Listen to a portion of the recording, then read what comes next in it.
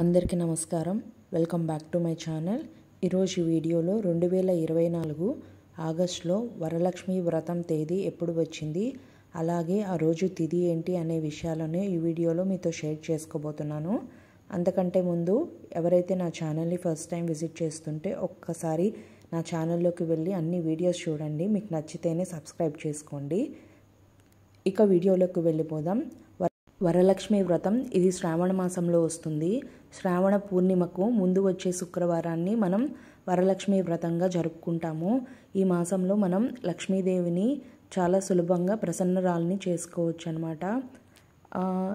ఈరోజు తిథి వచ్చి శ్రావణ శుక్ల దశమి. ఎప్పుడు వచ్చింది అంటే తేదీ ఆగస్టు 16న వచ్చింది మనకు వరలక్ష్మి వ్రతం ఈ సంవత్సరం. శ్రావణ మాసంలో ప్రతి ఒక్క గృహం కలకల్లాడిపోతుంది అమ్మవారి పూజలతో. అలాంటి ఈ శ్రావణ మాసంలో మనకు ఎన్ని శుక్రవారాలు వచ్చాయి అనేది నెక్స్ట్ వీడియోలో షేర్ చేస్తాను. ఈ వీడియో నచ్చితే లైక్ చేయండి, షేర్ చేయండి.